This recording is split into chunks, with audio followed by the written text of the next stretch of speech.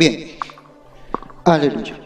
Vamos a la palabra del Señor entonces, rápidamente, y vamos a hacerlo en el Evangelio de Juan, capítulo 1, versículo 1.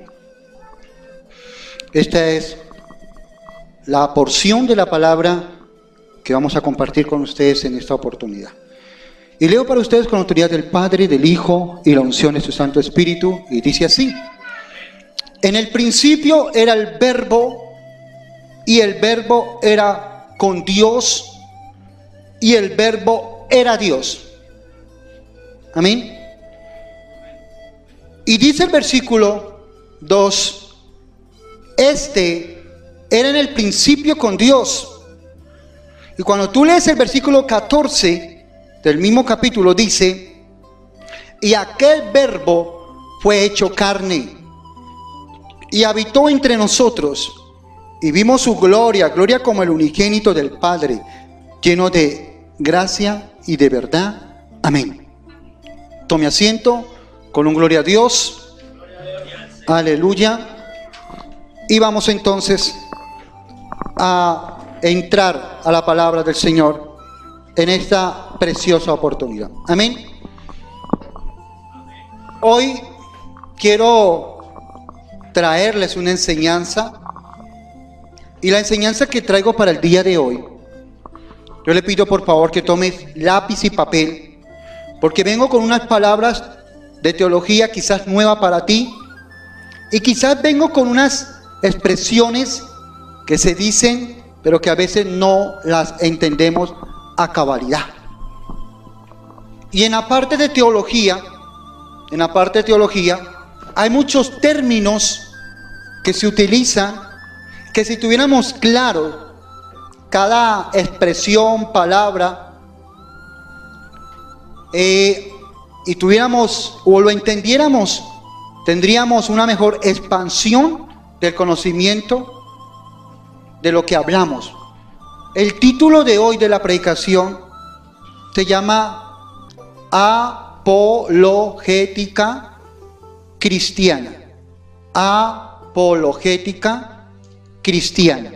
Así titula la enseñanza que traigo el día de hoy. Es una enseñanza, no es una prédica, es una enseñanza. ¿Qué es apología? Bien, vamos a unos textos bíblicos y ustedes van a sacar conclusiones. Segunda de Corintios, vamos rápidamente, hoy vengo a enseñar. Así que vamos a utilizar Biblia, textos, lápiz, papel, porque hoy vengo a enseñar. Escudriñar las Escrituras. Segunda de Corintios, capítulo 10. Hoy, cuando no entiendan términos, por favor me lo dice, porque hoy voy a utilizar mucha teología en ustedes. Y van a haber expresiones que quizás ustedes no conozcan. Esto es un mensaje teológico y escatológico. Leo para ustedes la palabra. Dice así: porque las armas de nuestra milicia no son carnales, sino poderosas en Dios para la destrucción de fortalezas. Vuelvo y lo leo. Porque las armas de nuestra milicia no son carnales, sino poderosas en Dios para la destrucción de fortalezas. Versículo 5 dice: derribando argumentos y toda altivez que se levanta contra el conocimiento de Dios, y llevando cautivo todo pensamiento a la obediencia de Cristo. Primera de Pedro, rápido espadachines, finalizando la Biblia. Primera de Pedro, capítulo 3. Primera de Pedro, capítulo 3. Primera de Pedro, capítulo 3. Versículo 15. Primera de Pedro 3:15. Dice la palabra: sino santificad a Dios el Señor en vuestros corazones, y estad siempre preparados. Escuche: sino santificad a Dios el Señor en vuestros corazones, y estad siempre preparados para presentar defensa con mansedumbre y reverencia ante todo el que os demande razón de la esperanza que hay en vosotros. Y voy a decir el último texto, Hechos de los Apóstoles, capítulo 18. Hechos de los Apóstoles, capítulo 18. Y vamos a leer desde el versículo 24. Hechos 18, 24. Dice la palabra así. Hechos, capítulo 18, 24. Llegó entonces a Éfeso un judío llamado, ¿cómo? Apolos, natural de Alejandría. Hechos 18, 24. Natural de Alejandría. Dice la Biblia que era varón elocuente, poderoso en las escrituras. Y el 25 dice, este había sido instruido en el camino del Señor, y siendo de espíritu fervoroso, hablaba y enseñaba diligentemente lo concerniente al Señor, aunque solamente conocía del bautizo de Juan.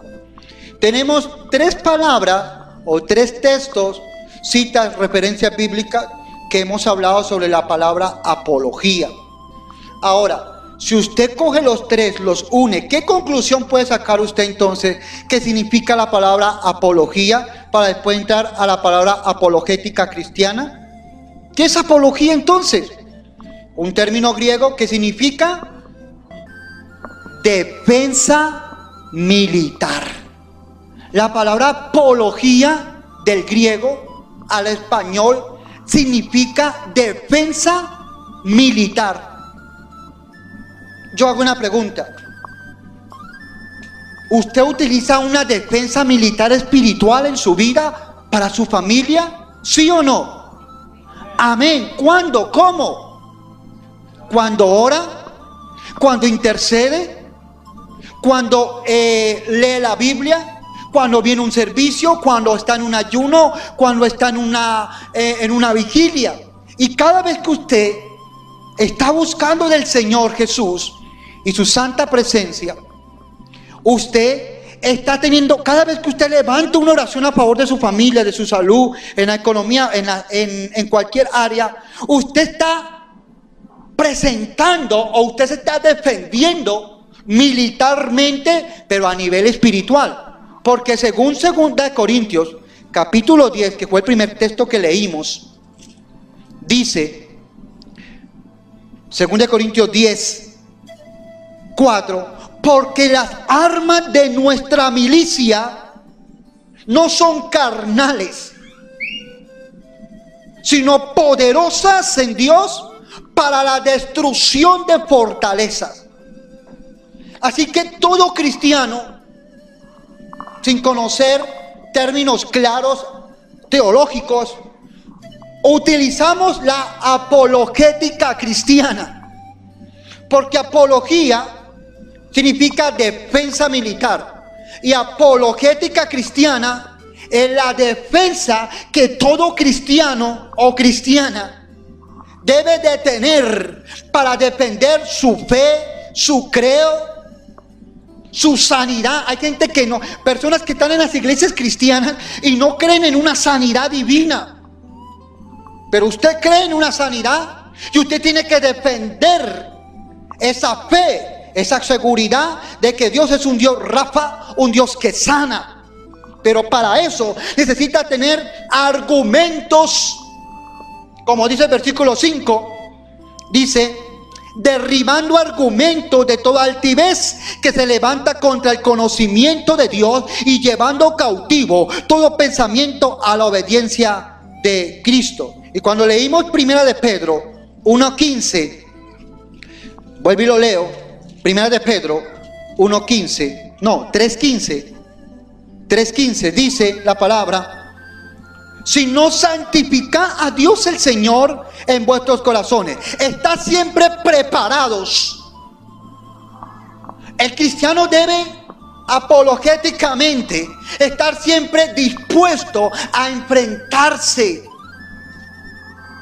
para contrarrestar toda obra del diablo, porque sabemos, como dicen las Escrituras, que Satanás con su astucia busca cómo devorar la fe, la seguridad, la confianza, la salud del pueblo de Dios. Así que tenemos una lucha, y es una lucha espiritual, y en teología se llama apología. Es una defensa militar donde el cristiano no puede decir: ya tengo 20 años, ya tengo 23, ya tengo 10 años en el evangelio, ya estuve en ayuno esta semana, yo no necesito orar ya más. Porque hay personas que creen que porque van a un ayuno 2, 3 días o una vigilia, creen que el otro día no necesitan ya orar porque ya oraron toda la noche. Pero es que la tentación de anoche no va a ser la misma tentación de hoy. Los problemas de hoy no van a ser los mismos problemas de mañana. Y la unción que yo tengo hoy es para defenderme hoy. Y mañana necesito una unción fresca para defenderme mañana. Porque cada día Satanás viene con su astucia buscando cómo hacerme caer. Así que el cristiano no está todavía, mientras que el cristiano esté en la tierra, el cristiano no puede bajar sus manos, no puede menguar, no puede confiarse, oye, no se puede relajar. Y eso es apología, o esa es la palabra apologética cristiana. Entonces Pedro está diciendo aquí: y está siempre preparados para presentar defensa con mansedumbre. Esta palabra apologética cristiana es cuando nos toca a nosotros defender nuestra fe. Alguien dice: no, es que son 20, son 5, son 10 personas que usted le puede pedir. Y la Biblia dice que solamente es uno, el Padre. Pero el Padre, para poderme llegar al Padre, yo tengo que defender mi argumento. Y la Biblia dice en Juan 14:6, Jesús dijo: yo soy el camino, la verdad y la vida. Nadie va al Padre sino a través de mí. Y Jesús dice: piden todo lo que quiera al Padre en mi nombre y yo lo haré. Entonces yo, cuando voy a orar, yo digo: Padre, en el nombre de Jesús. ¿Por qué dice eso? Que yo tengo que presentar argumentos sólidos, bíblicos, de por qué estoy orando así, de por qué estoy creyendo de tal forma. Eso se llama la defensa que el cristiano debe de tener a favor de lo que ha creído.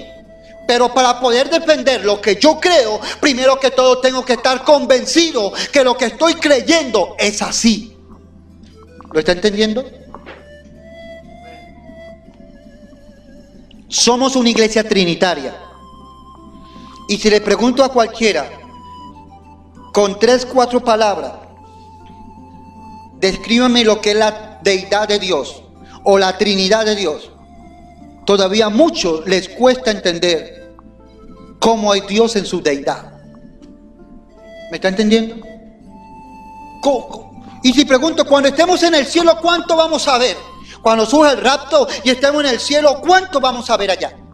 2, 3, 1. ¿Cuántos? Al Padre, al Hijo y al Espíritu Santo. Y muchos todavía en esos conceptos, argumentos, no tienen una defensa propia, no tienen base bíblica, y entonces llega cualquier doctrina de error y los envuelve y le dice: venga, usted no necesita estar todos los días en culto para que Dios la escuche. Usted no necesita aguantar hambre y ganarse una gastritis. Eso de ayuno, eso está mandado a recoger. Eso de la santidad, fornicación, está mandado a recoger. Eso hoy en día y entonces la gente dice: ay, verdad, ¿cómo así? El diablo se defiende y él presenta argumentos de por qué el hombre tiene que fornicar. Ay, porque es rico, porque aquello, porque lo otro, porque por aquí. ¿Por qué tiene que rumbear, bailar? Ah, porque se siente. ¿Por qué se tiene que tomar? Ah, porque se entona. Y son argumentos. Esta es la forma como él defiende su pecado. Y cuando Apolos, en Hechos de los Apóstoles que leímos, dice que llegó a aquella ciudad, dice que él defendía fervorosamente, o en otras palabras, predicaba. Había una razón por qué él predicaba. Y la razón que él predicaba era porque había creído en Jesucristo, en su salvación, en su gracia, y él quería compartir con otros lo que Dios había hecho con él. Así que la palabra apologética cristiana significa la defensa de la fe. Escríbalo. Apologética cristiana significa la defensa de la fe. Y todos debemos tener claro y seguros y convencidos en lo que hemos creído. ¿Y en qué hemos creído? Apologética cristiana significa la defensa de la fe. ¿Cómo defiende su fe? Muchas maneras existen. Cuando Satanás quiere quitarte tu fe, ¿cómo te vas a defender de esa? ¿Cómo vas a defender tu fe? ¿Cómo? Con la palabra uno, otra. ¿Cómo? Oración dos, otra. Comunión con Dios. Y así sucesivamente. Entonces, es allí donde ustedes no escuchaban o no sabían o no entendían términos teológicos, pero que los practican, pero que ahora mi deber como pastor no solamente es predicarles, exhortarles, sino también es mi responsabilidad enseñarles para que el pueblo cristiano tenga niveles de conocimiento, para que ninguna doctrina de error venga a engañarnos. Amén. Y para eso usted necesita conocer aún palabras sencillas y simples como esto. Si Satanás te dice que usted no nació para esto, que usted no nació para cantar, que usted no es para predicar, que usted no es capaz de un instrumento o vivir en santidad, entonces usted le puede decir apologéticamente: yo tengo razones para servirle a mi Dios, porque Dios me llamó desde antes de la fundación del mundo a que fuera su siervo y para que fuera la persona indicada para estos tiempos de pecado. Entonces ya tienes un argumento. La defensa de la fe. Usted puede, debe y tiene que defender su fe. Puede, debe y tiene que defender su fe. ¿Por qué? Porque Satanás anda como león rugiente buscando a quien devorar. Bien, vamos entonces en esta fe que vamos a hablar hoy y en esta apología. Vamos a el libro de Juan, Evangelio de Juan, capítulo 1, versículo 1. Juan 1:1. Amén, ¿estamos allí? Juan 1:1. Dice la palabra así. Esté atento a las palabras que voy a traer hoy nuevas para ustedes. En el principio era el Verbo. El Verbo era con Dios y el Verbo era Dios. Pregunto, yo les dije que hoy vengo con mucha teología, con muchos términos teológicos, y estoy dispuesto a enseñarles todo tipo de términos que utilizamos, pero que a veces no sabemos realmente la raíz de ellos. Pregunto, en el principio era el Verbo era con Dios, y el Verbo era Dios. ¿Quién es ese Verbo? ¿Quién es ese Verbo? ¿El Espíritu Santo, el Padre o el Hijo? El Hijo. El Verbo es el Hijo. La pregunta es, ¿por qué pusieron la palabra Verbo allí? ¿Y por qué no pusieron en el principio estaba el Hijo? ¿En el principio estaba Jesús? Si yo le pongo Jesús, tendría que haber dicho, en el principio era Jesús y Jesús era con Dios y Jesús era Dios. Este era el principio con Jesús o con Dios. Si yo voy a decir que logos, que es la palabra griega que utilizan allí, pero antes de meterme allí, ¿por qué creen ustedes que pusieron la palabra verbo? ¿Por qué creen ustedes? ¿Por qué se imaginan ustedes? Pastor, no he estudiado teología. Yo sé que usted no ha estudiado. Simplemente estoy preguntando, ¿cuál cree usted que es la razón por la cual colocaron la palabra en el principio era el Verbo y el Verbo era con Dios? ¿Por qué? Verbo, varón, escuche. Despacio porque aquí hay algo clave. Porque el verbo es palabra. Y esa palabra viene de Dios Padre. Viene Jesucristo con un evangelio y ese evangelio es palabra. Entonces, porque verbo es palabra. Esa palabra viene del Dios Padre. Y esa palabra es Jesucristo. Y Jesucristo viene del Dios Padre. Sí. Acción o movimiento. Es algo que se está ejecutando. Yo le hago una pregunta. ¿Ustedes creen que esa palabra verbo es una palabra? Hay dos tipos de expresiones. Hay gente que dice o se identifican con las personas que son elocuentes, que eso utilizan un léxico, mejor dicho, intachable, que hay expresiones que uno queda ¡uf! Mientras que hay otro tipo de léxico o expresiones del común denominador. Oye, ve, mira estas cosas. Son expresiones. Mientras que hay otro tipo de lenguaje que se maneja de más elocuencia. Pregunta, ¿usted cree que la palabra verbo es una palabra de elocuencia? ¿O creen ustedes que la palabra verbo es del común denominador? Como se dice por allí, del vulgo, del común. Vulgo es una palabra que se utiliza como, no viene de la palabra vulgar, pero sí viene de una palabra común, cualquiera, las expresiones comunes de la calle. Estamos hablando de la apologética cristiana, que es la defensa de nuestra fe. Entonces, creemos que Jesucristo existía desde antes de la fundación del mundo. Amén. Amén. Y creemos que Jesucristo no estaba solo, sino estaba con su Padre. En hebreo, Hashem, Yahweh o Adonai o Elokeinu. Y Jesús, creemos que Jesús es uno y el Padre es otro. Eso creemos nosotros. Amén.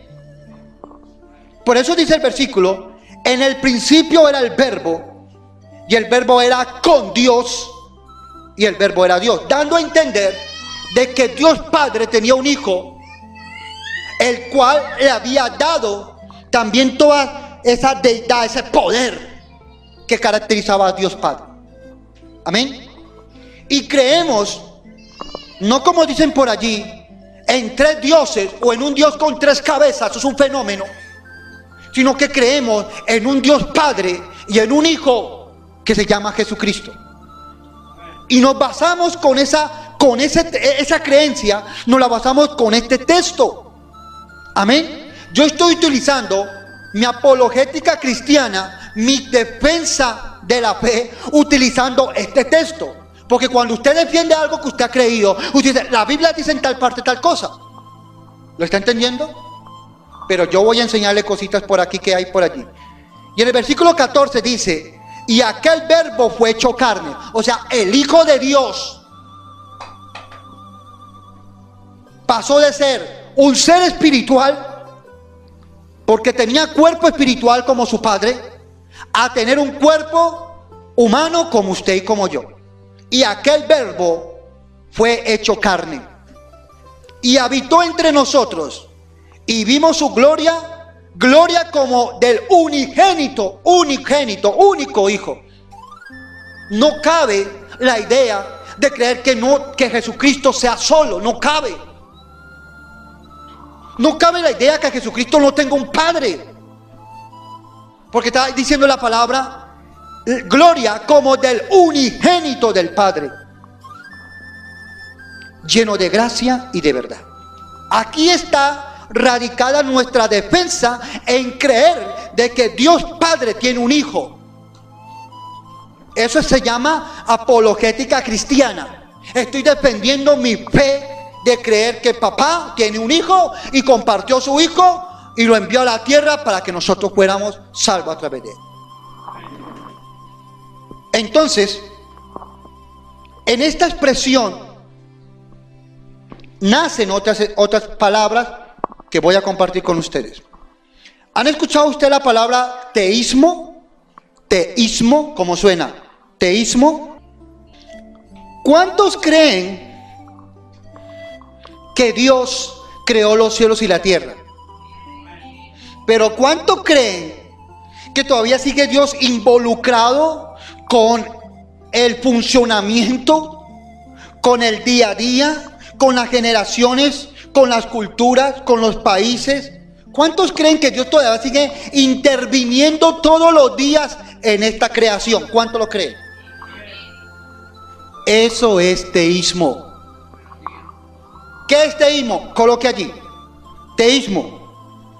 Enseñanza en el cual se cree que existe un Dios, y que se encuentra activamente, escuche la palabra, activamente involucrado en las cosas del mundo. Eso es teísmo. Enseñanza en el cual se cree que existe un Dios y que se encuentra Dios todavía activamente involucrado en las cosas del mundo. Eso es teísmo. ¿Lo apuntaron? Ahora, ¿qué es con D de dedo? ¿Deísmo? ¿Qué es deísmo? Deísmo. Con D de, ¿cómo suena? Deísmo. Deísmo es aquella enseñanza que se cree, deísmo, que Dios sí existe, deísmo, que Dios sí existe, pero no está en lo absoluto involucrado en el mundo actual. O sea que deísmo es todo lo contrario a teísmo. Teísmo se dice que es la existencia de Dios y que Dios hizo este mundo, pero que Dios todavía está activamente involucrado en el mundo. Pero deísmo dice que no, que sí existe un Dios y que entonces oye, escuche esa palabra, que por eso el cristiano no puede decirla. Es que voy a tener suerte. Voy a comprarme el chance para a ver qué suerte tengo. Porque entonces Dios no está involucrado en él. Usted fue diseñado, fue creado, lo mandaron a este mundo y defiéndase, papito, mamita, como pueda. Mire usted a dónde se agarra, se coge, se sube para que salga adelante. Eso es deísmo. Y muchas veces nosotros, como cristianos, todavía nos comportamos que creemos en un Dios y creemos que nosotros estamos viviendo por una suerte. Y la suerte no existe. Entonces, repito, teísmo enseña que existe un Dios y que se encuentra activamente involucrado en las cosas del mundo. Exactamente. Exactamente. Le estoy enriqueciendo su lenguaje cristiano para que usted tenga una forma más elocuente o un léxico más en su expresión. Teísmo y deísmo. Entonces, deísmo, Dios sí existe, pero no está involucrado absolutamente en el mundo. Entonces allí es donde la gente depende de sus fuerzas.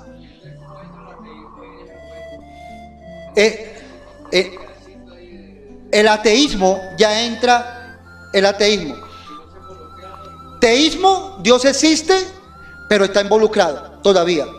Deísmo, Dios existe, pero ya yo hice lo mío, yo me voy. Y ateísmo, Dios no existe. Esto es una evolución. No hay pizca de señas, evidencias de la existencia de Dios. Eso es ateísmo. Amén. Y somos cristianos y creemos en un Dios, pero a veces nuestra forma de ser está inclinada al deísmo. ¿Lo está entendiendo ahora sí? Amén. Teísmo. Por eso la palabra de Dios dice que todo, Orad en todo tiempo, sin cesar, porque Dios está siempre dispuesto a escucharnos, porque según el teísmo dice que Dios todavía sigue activo en este mundo. Entonces usted a cualquier 24 horas que usted quiera acercarse a Él, usted lo va a poder encontrar, porque Él todavía está dispuesto para ayudar a su pueblo, aunque hizo su creación, aunque nos formó, nos sopló con su nariz, pero todavía sigue involucrado para ayudarnos en el diario caminar. Eso es teísmo. Pero el deísmo, con D de dedo, Dios existe, amén, pero no está en lo absoluto involucrado en el mundo. Entonces nace las expresiones, es que usted necesita fuerza de voluntad. Usted para dejar las drogas, el alcohol, el cigarrillo, usted necesita fuerza de voluntad. No creemos que Dios puede sanarnos, libertarnos. Entonces el hombre acude a la hechicera, al brujo, a la bruja, porque no cree que Dios todavía está involucrado para hacernos libres, o para ayudarnos, o para liberarnos.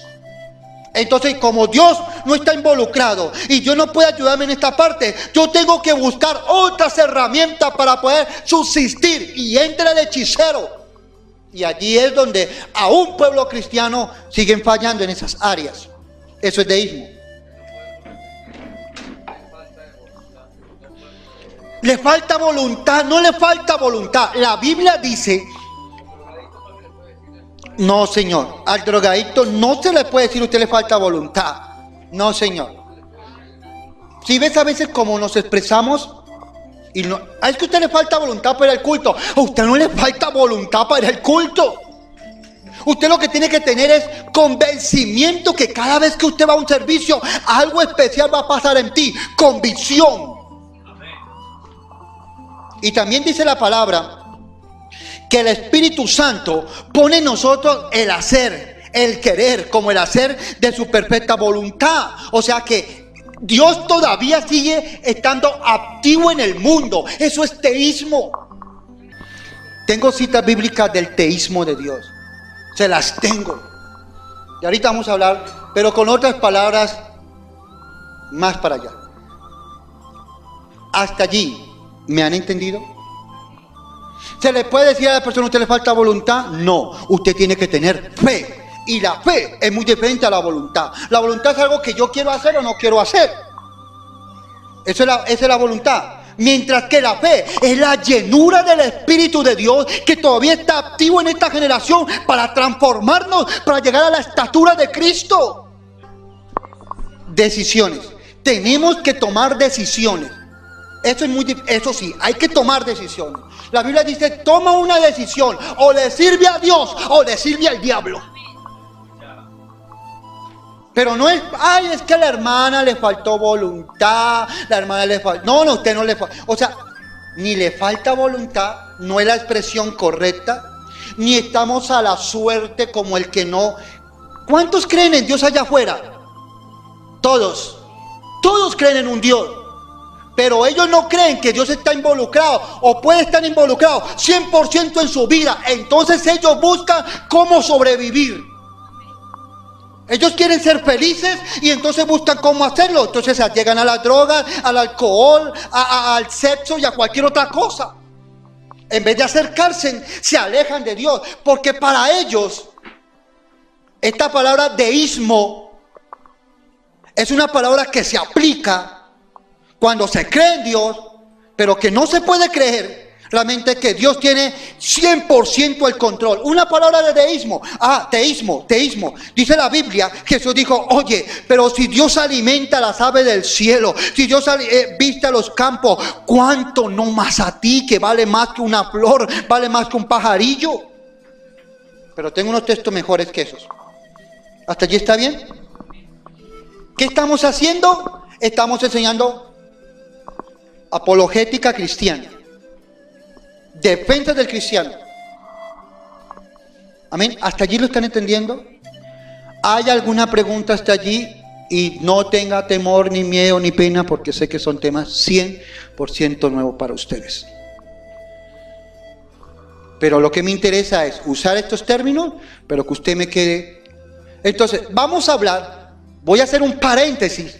No me voy a salir del tema, pero tengo que hacer un paréntesis. Porque yo hice una pregunta. ¿Creen ustedes que la palabra verbo es una palabra elocuente o es una palabra común, sencilla, entendible? Pues déjame decirte, quiero hablar sobre el tema. El Antiguo Testamento fue escrito en griego y parte en hebreo. En griego y parte en hebreo. Porque la lengua que predominaba para ese entonces era el griego.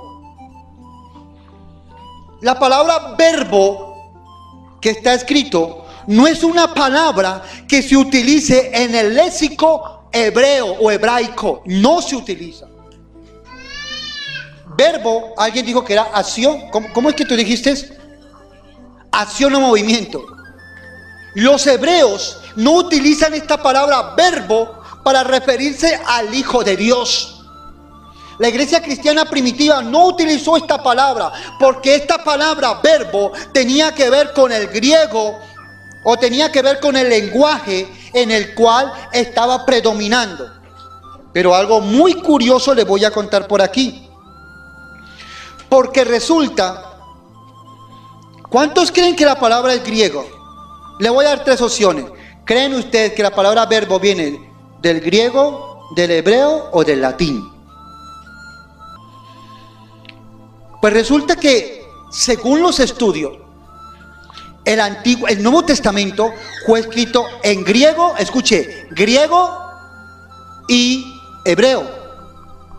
Y esta palabra fue escrita en griego. El Nuevo Testamento fue escrito en griego. Por eso usted van a encontrar, escuche, en otras versiones bíblicas, no la palabra verbo, sino que van a encontrar la palabra logos. ¿Lo han leído? Logos. En el principio era el logo, y el logo era con Dios, y el logo era Dios. Este era en el principio con Dios. Y el 14 dice en otras versiones, y aquel logo fue hecho carne y habitó entre nosotros.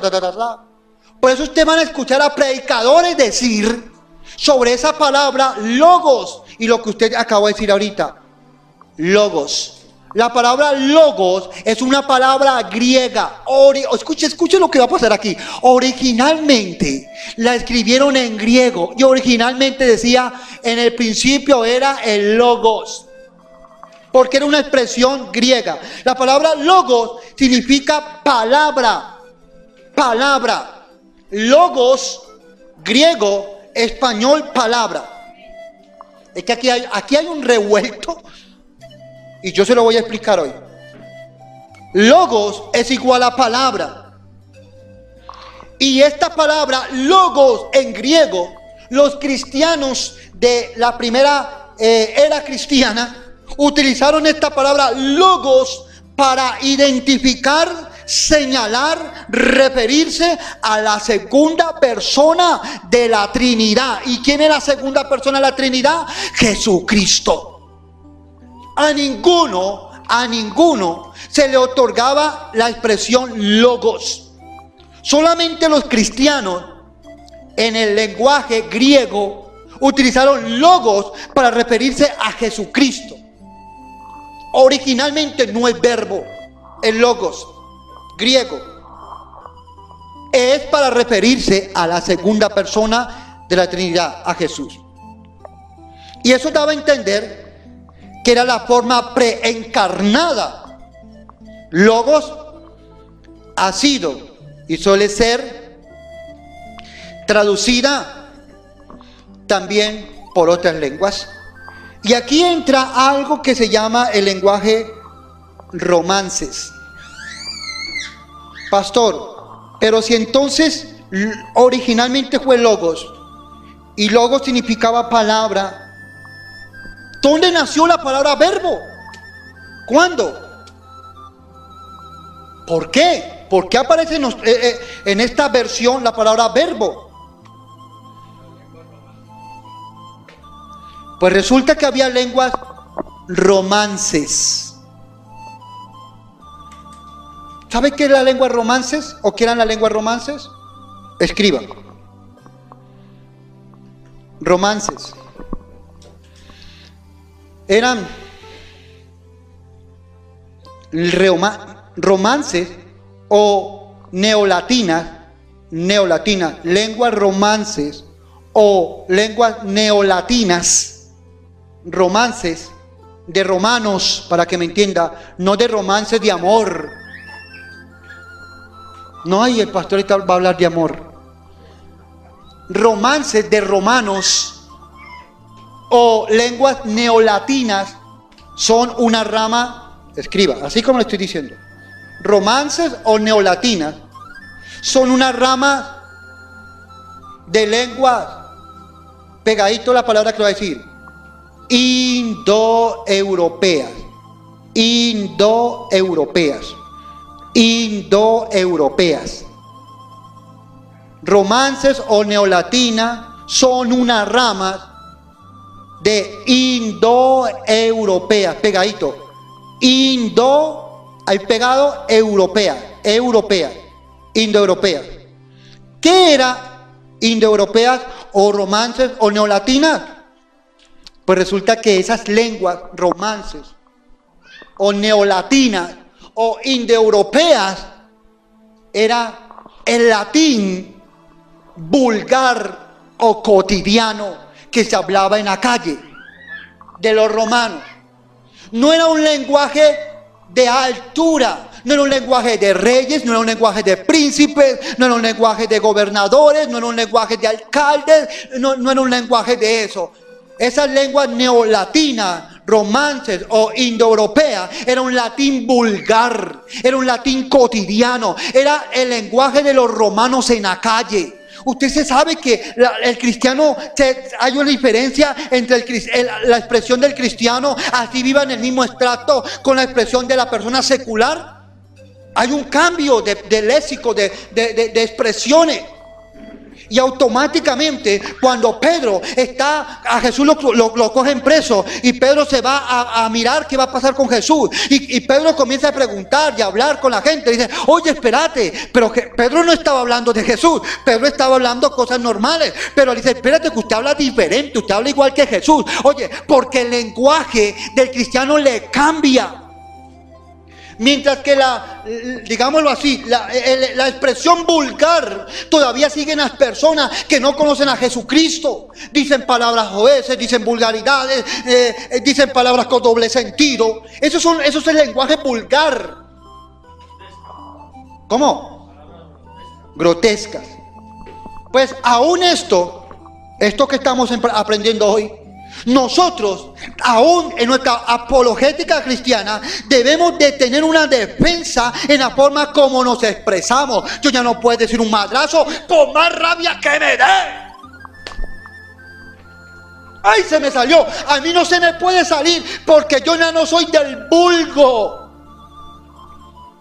Yo ya no soy del común, de lo normal. Ay, pastor, es que me dio tanta rabia. Pues la Biblia dice, usted tiene derecho a que le dé rabia, pero no se ponga el sol sobre su cabeza. ¿Sabe qué significa poner el sol sobre su cabeza? De que usted se enojó por la mañana, todo el día, toda la tarde, y se anocheció, y usted todavía soplada, como el pez globo. Mi amor, mi corazón. ¿Qué mi amor? ¿Qué mi corazón? Y la Biblia dice, no te ponga el sol sobre tu cabeza, enójese lo que quiera, pero no peque. ¿Por qué? Porque nosotros ya no somos del vulgo. Porque nuestro lenguaje ya no puede ser. Yo no puedo tratarte aquí con expresiones cristianas, y cuando yo no estoy con la iglesia, estoy con las personas seculares, voy a hablar con el mismo tono, con la misma expresión de las personas que hablan afuera, para que mi amigo, para que mi amiguita no me discrimine, no me diga, ay, pero es que usted parece como evangélica, como religioso. Y esto no se puede hacer, y lo he escuchado. Horrible, ¿cierto? Pero escucho miles y miles de cristianos en la calle con sus amigos, con sus amigas, diciendo vulgaridades, y muchas veces sin querer, queriendo, he estado detrás de ellos y cuando digo, hermana, bendiciones, ¡ay, pastor! Y es lamentable que todavía no tengamos una apologética cristiana para defender realmente nuestra fe como tiene que hacerlo, sino que nos codiamos con el mundo, simpatizamos con el mundo, hablamos con el mismo lenguaje del mundo. Ay, el pastor, ¿cómo acabo de decir esa expresión? Yo estoy repitiendo lo que cansado están mis oídos de escuchar gente cristiana. Por eso no califica, por favor, no califica de que seamos cristianos y se tenga todavía esa expresión, no califica para que estemos prestando un servicio en un púlpito. No califica. No se puede, no se le puede pasar por alto a eso, porque una persona que esté en un ministerio, cualquiera que esté activa dentro de la iglesia, no puede estar diciendo cosas que no tiene que decir, que porque la presionaron no lo puede hacer, no y no. Ahora le voy a contar aquí. Pues, ¿cómo te parece que en el versículo 1 del capítulo 1 de Juan, quizás hayan personas que estén entendiendo esto, quizás no, y quizás las que van a escuchar en la radio van a decir, sí, es así, o van a decir, eso no es así, porque a mí no me ha enseñado el pastor todavía esto, pues a mí no me interesa si le han enseñado o no le han enseñado afuera, lo que me interesa es que usted aprenda como iglesia. Porque muchas enseñanzas que hemos dado aquí y se han pasado por la radio, los hermanos van y le preguntan a sus pastores, el pastor no sabe, y han determinado que lo que estamos enseñando son herejías. Por falta de conocimiento, por falta de estudio, porque se limitan a poner el dedo y háblame, Señor. Ahí es.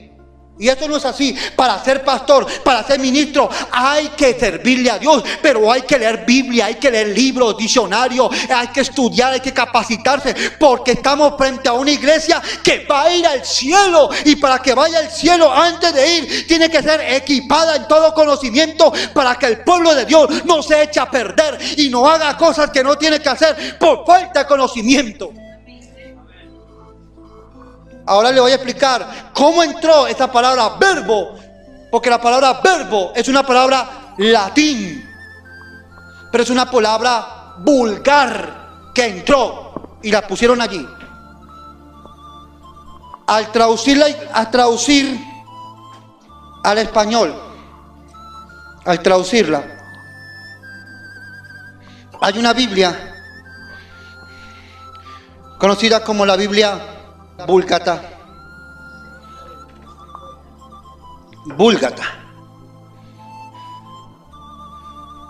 Y en esa traducción latina o latina no, porque suena a colombiano, latín, se escribió no sé si ustedes han escuchado algún día de la Biblia de la Septuaginta y todo ese cuento. Pues hay una Biblia Vulgata, es un latín, y a ellos les pareció bien, en esta Biblia Vulgata, les pareció bien colocar, no la palabra logos, que los cristianos le estaban dando a Dios, al Hijo de Dios, sino que les pareció bien utilizar una palabra vulgar del común denominador. Introducieron la palabra logos, la cambiaron por la palabra verbo. Y en latín, verbo se dice verbum con M, verbum.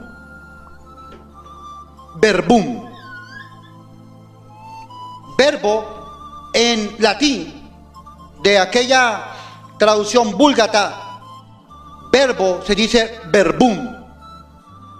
Porque era una expresión que en la calle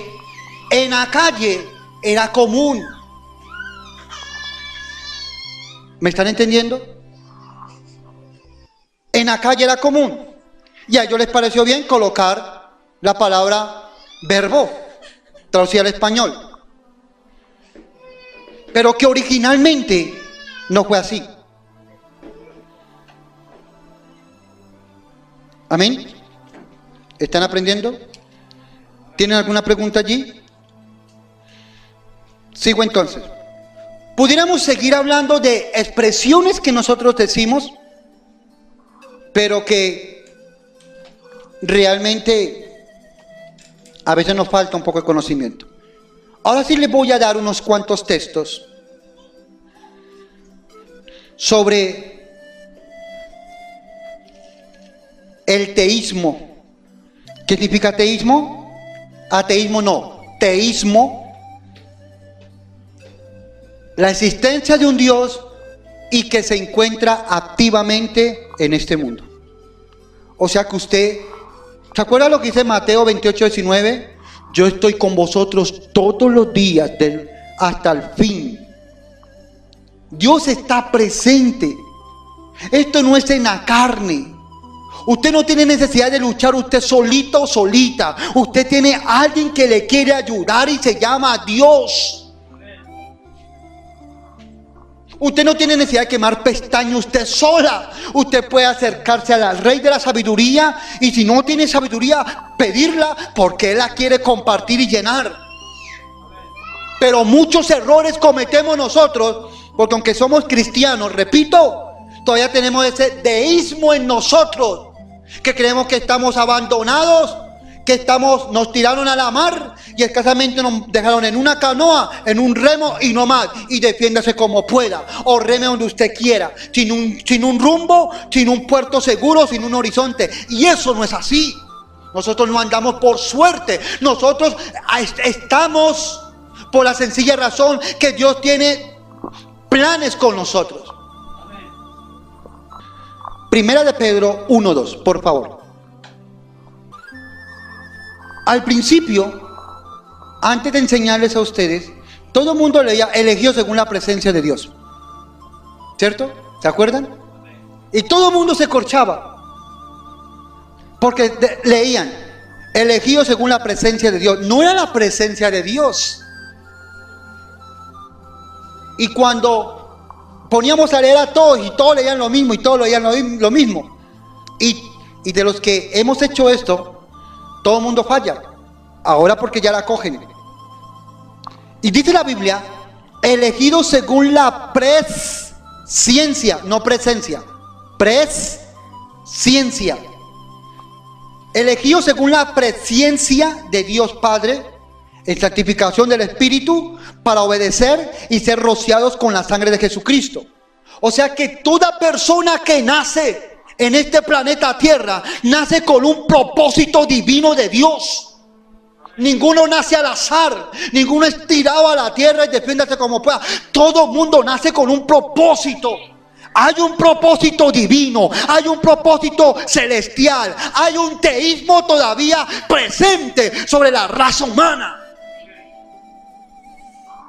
Y eso dice la Biblia, que usted y yo fuimos elegidos según la presciencia. Es un conocimiento predeterminado. Presciencia significa conocimiento antes, pero un conocimiento también del futuro. Dios conoce, antes de hacer, conocía lo que iba a hacer, pero Dios también conocía nuestro futuro después de hacernos.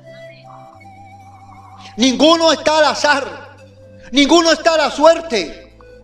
Todos debemos de aprender a caminar bajo los designios del Dios divino. Pero eso nos cuesta. Porque si yo le hablo de la voluntad perfecta y de la voluntad permisiva de Dios, la mayoría del pueblo cristiano, su corazón se inclina hacia la voluntad permisiva de Dios. ¿Cuál es la voluntad permisiva de Dios? Un ejemplo. Corintios dice, no os unáis a yugo desigual. Pero como yo me enamoré de ese muchacho, de esa muchacha mundana, impío, tomador, mujeriego, yo lo cambio, pero me enamoré. Entonces Dios me lo tiene que aceptar porque yo me enamoré. Pues enamórate, pues vaya, haga, pero déjame decirte que tarde que temprano eso te va a cobrar por ventanilla, porque cada vez que se pasa por encima un estatuto de Dios, una orden de Dios o una prevención de Dios, Dios no te vas a mandar un rayo y te va a castigar. No, Dios no te va a cortar con un accidente. Dios te va a decir, listo mami, listo papi, usted está haciendo todo lo contrario que yo le estoy diciendo, hágalo, pero usted tendrá que sufrir las consecuencias mañana y tendrá que reconocer, y mucho de lo que yo te quería evitar hoy, ahora súfralo. Esa es la voluntad permisiva. La gente pregunta, ¿por qué Dios permite lo malo en la tierra? ¿Por qué, si Dios es un Dios de santidad y de amor, por qué permite las situaciones difíciles? No, Dios lo permite. El hombre se inclina a la maldad. Dios no lo permite, Dios no lo quiere, Por eso dejó la Biblia, para que nosotros podamos estar a la defensa de todo lo que sea malo. Pero aún nosotros los cristianos hacemos cosas que son aberrantes, que son malas. Somos tramposos, somos mentirosos, otros son ladrones, otros son pendencieros, otros tienen una lengua larga, otros son chismosos, otros se pasan de contienda, otros mantienen cambiando de mujer, de esposa, de hijo, y así sucesivamente. ¿Cuál es la voluntad perfecta? No es una yugo es igual. Padre, dame mi esposo y mi esposa porque ya quiero tenerla. Ya quiero tenerlo, Señor. Por favor, que sea un hombre, que sea una mujer de Dios. Una persona consagrada, temerosa. Una persona fiel. Una persona que te ame, porque si es capaz de amarte a ti, me va a amar a mí. Si es capaz de respetarte a ti, me va a respetar a mí. Si es capaz de serte fiel a ti, estando solterito y en sus tentaciones, va a ser capaz de serme fiel a mí y no me va a traicionar. Señor, dame un hombre, dame esa mujer que yo necesito, por favor. Dame esa ayuda idónea, Padre. Entonces esos matrimonios son los que Dios unió. Y lo que Dios une no lo separa el hombre. Pero ¿por qué se separan los matrimonios? ¿O por qué se acaban los matrimonios? Porque no fue la voluntad de Dios, fue la carne. Porque en el deísmo le quedó grande que Dios se involucrara en sus sentimientos para Dios poderle dar la ayuda idónea que necesita. En el deísmo, Dios existe, pero estoy solo, yo tengo que mirar qué voy a hacer. Pero en el teísmo, estoy aquí, Padre, y tú necesitas, y tú sabes mi necesidad, y tú, Señor, me puedes suplir la persona y el hombre que yo necesito, porque usted me diseñó, usted sabe cómo soy yo, y usted sabe quién me va a hacer feliz, y yo puedo ser feliz. Eso es teísmo, eso es voluntad perfecta de Dios. ¿Entendieron? Ahora sí, citas bíblicas. ¿Dónde está el teísmo de Dios? Evangelio de Juan, capítulo 2. Apunte nomás versículos, pero apunte lo que le voy a decir. Mire, Dios es tan complejo, la plenitud de Dios es tan especial. Hay una materia que es la química. ¿En qué consiste la química? ¿En qué consiste la química? ¿En qué consiste la química? A los que estudiaron. ¿Nadie estudió? ¡Ay, aleluya! ¡Ay, a dónde estoy! ¿Qué es química? ¿Qué es química? Conocimiento de la materia. La química es donde hacen experimentos. ¿Sí o no? Usted que está estudiando, ¿cierto? El teísmo de Dios dice que es la existencia de Dios y que se encuentra activamente involucrado en las cosas del mundo. En la química podemos ver que Dios está allí. Entonces, cuando usted lee Juan capítulo 2, del 1 al 11, Juan 2, del 1, escriba nomás la cita que después usted lo busque en su casa.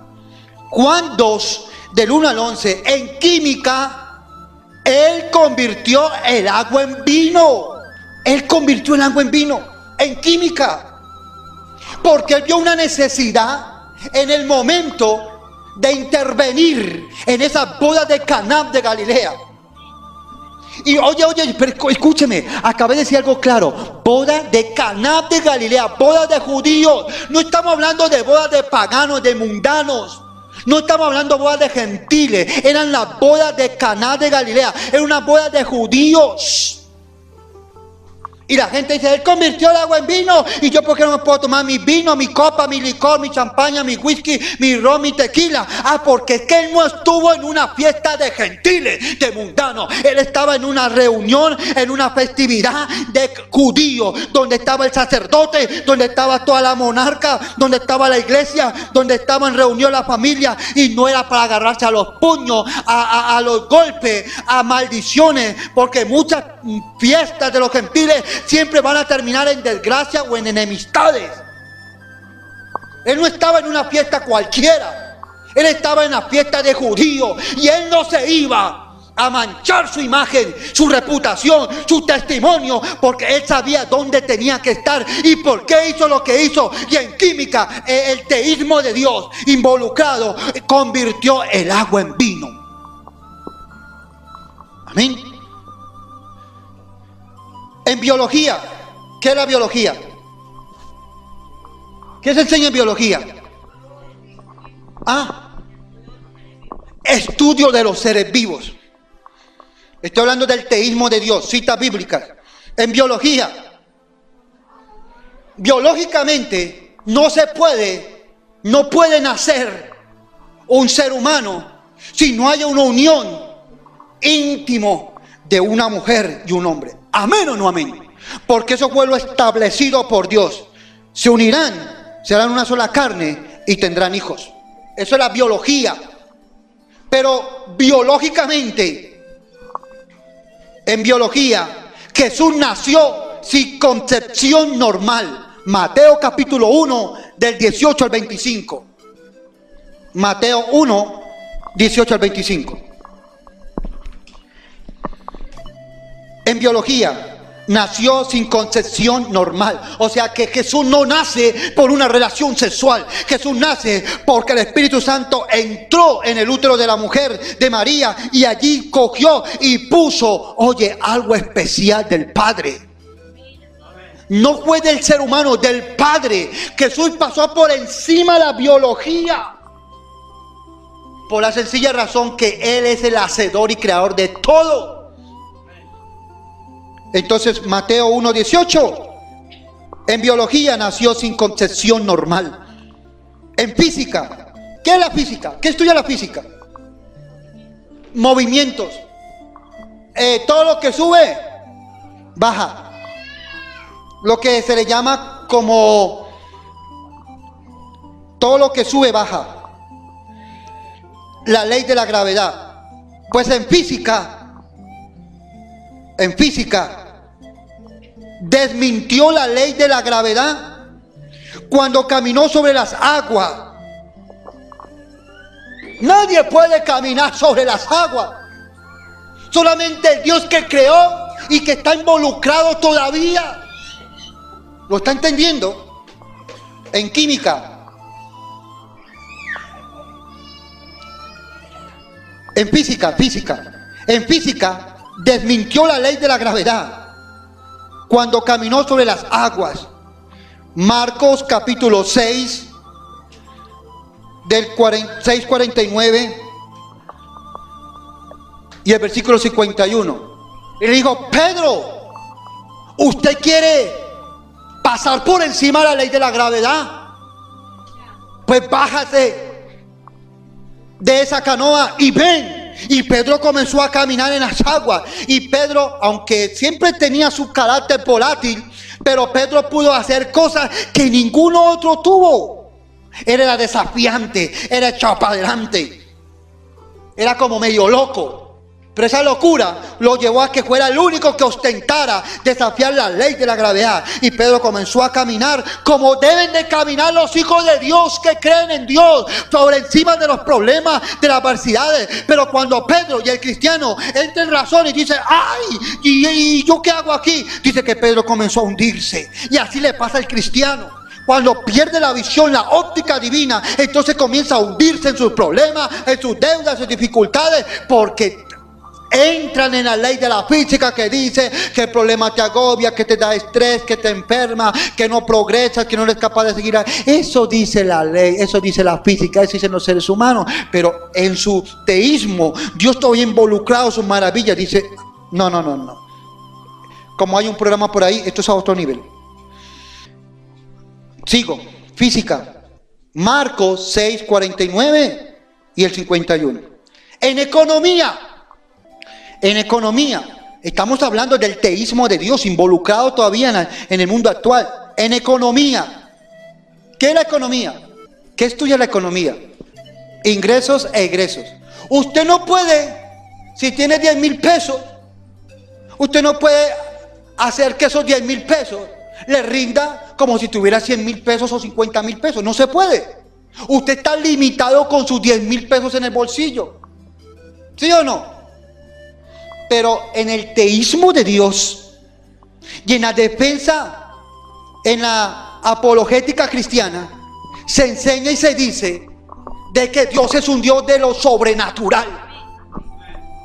¿Y dónde está en la economía involucrado esto? En Mateo capítulo 14. Mateo 14, 17, 21. Mateo 14, 17, 21. En economía, él refutó la ley de las matemáticas al alimentar 5,000 personas con tan solo 5 panes y 2 peces, haciendo sobrar 12 cestas llenas y un pueblo completamente saciado. En la economía él refutó eso. ¿Qué es la palabra refutar para ustedes? En contra.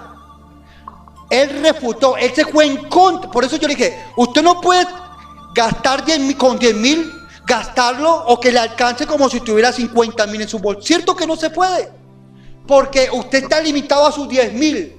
Pero en la presencia, en la unción, en la soberanía de Dios, usted muchas veces se ha ido a remeciar con lo limitado que tiene en su bolsillo, pero Dios se levanta en contra de esa limitación y permite que la remesa te rinda más, permite que el arroz le rinda más, permita que el aceite le rinda más. Eso se llama refutar, ir en contra de lo que está establecido, y lo que no se puede, Dios dice, yo lo puedo hacer.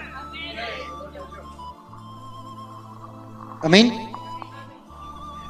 Amén. En medicina, ¿en qué se enfoca la medicina? ¿En qué se enfoca la medicina? Usted se muere dentro de 2 meses. Está desahuciado. Tómese esta pasta, tómese esto, tómese. Y no estamos en contra de la ciencia, porque Dios le dio la ciencia al hombre.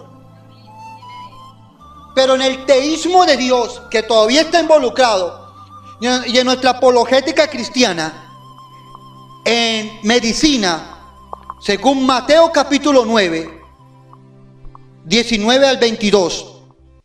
Mateo 9, 19 al 22.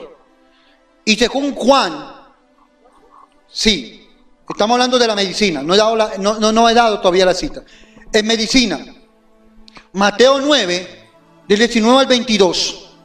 Y Juan, capítulo 9, 1 al 15. Vuelvo y repito las citas. Mateo 9, del 19 al 22. Y Juan 9, del 1 al 15. En medicina, él curó a los enfermos y los ciegos sin administrar ninguna dosis de medicamento. Solamente era con la palabra. Sé sano, porque la palabra, la Biblia, tiene poder. Y lo que salga de sus labios también tiene poder. O a las personas, este remaliado nunca va a cambiar, nunca se va a consagrar, este se va a ir para el infierno. Ojo, porque la palabra tiene poder. ¿Lo está entendiendo? Y en medicina,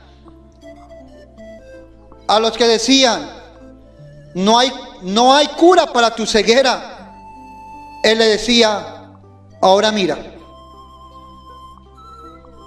A los ciegos, la ciencia dijo, se murió Lázaro, entiérrelo, y lo enterraron. Creían en Dios, claro. Estaba creyendo en Jesucristo, claro. Marta y María creían en Jesucristo. Pero ¿qué le dijo Marta? Por tu culpa, por no haber estado aquí cuando te mandé a llamar, irresponsable. Claro, pero como no era tu hermanito, como no era tu familiar, como no te tocaba en tu pellejo, por eso no te importó. Y por eso me dejaste sola. Eso fue lo que Marta le dijo a Jesús. Por tu culpa se murió mi hermano. ¿No es que era tu amigo? Belleza amistad que tienes con él, ¿no? Eso fue lo que Marta le dijo a Jesús, porque se tardó. Pero Jesús quería mostrar su teísmo, o sea, su presencia por encima de la medicina, que es lo que nos cuesta a nosotros creer que Dios puede sanar. Hay iglesias cristianas que no creen en las sanidades Y a los que hacen sanidades le dan esos argumentos. O dicen que es por el diablo. Hay de aquellos. Con la muerte del último apóstol. Y se acabó. Eso dicen este tipo de doctrina errada. La historia de Jesús es contada antes de Él. En el Antiguo Testamento. Y la historia de Jesús es contada después de Él. Él es el principio y el fin. En español, en griego, alfa y omega, y en hebreo, Él es el Aleph y Él es el Tag. Dice, Él fue llamado maravilloso, consejero y príncipe de paz, y el Rey de reyes y Señor de señores, en Isaías capítulo 9, versículo 6. Y también dice la Biblia, que nadie llega al Padre sino a través de Jesús, y Él es el único camino, en Juan 14, 6. Y es algo curioso, y voy a acabar la enseñanza con esto. Jesús